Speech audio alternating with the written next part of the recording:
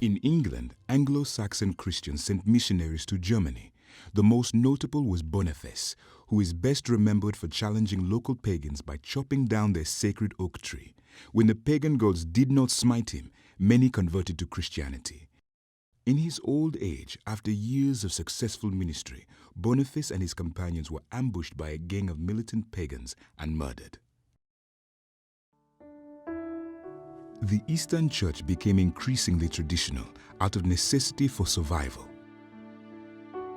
One hotly disputed tradition was the use of icons or images in worship, a practice long accepted in the East. Many in the West felt this was a throwback to paganism and violated the commandment that prohibited making graven images. So for the icons and pictures, we see that that did not actually come into place until the 8th century, when they allowed these pictures to be hanged on the and the icons hanged on the in the church. If you ask them, why do you worship the pictures, they'll tell you, oh, we don't worship the pictures, but the pictures help us to get closer to God, and so on. And so it really shifted from being monotheistic faith to actually being an idealistic faith. And they did not only add the Trinity, God the Father, Son, and the Holy Spirit, but they also added Mary as the Mother of God, and also they added the saints to be also worshipped. Here is something interesting, that they say that they were not happy with it. They actually were happy with that, and there was, at that time, there was no resistance from anybody, because people used to be illiterate. They did not know how to read or write, and so the people who were educated at that time were the priests and the pastors and the fathers of the church. And so the fathers of the church used to have all the authority on the general people. The resistance did not happen until probably the 15th century or the 16th century, where we're going to see right now.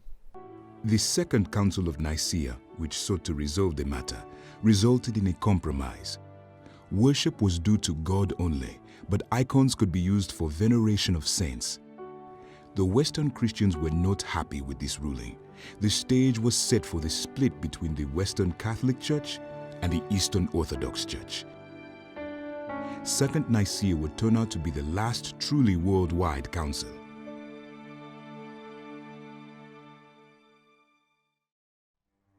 In the 8th century, Islam expanded as far as Spain.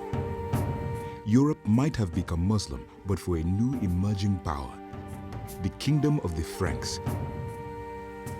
A young Frankish king named Charles Martel repelled the Muslim army at the Battle of Tours.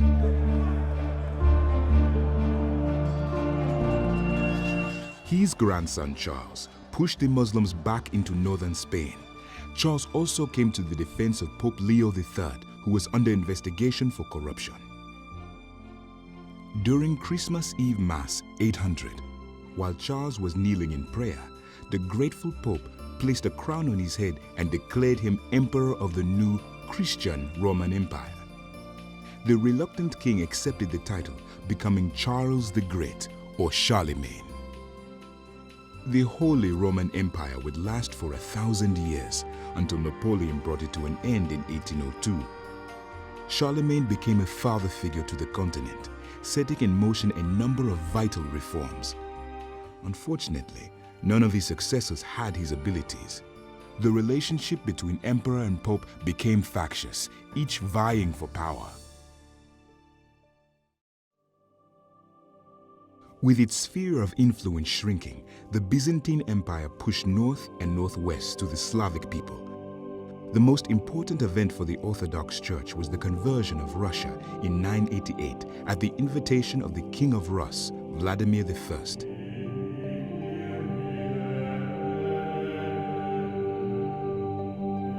His mother Olga had been a Christian and envisioned Moscow as the third Rome.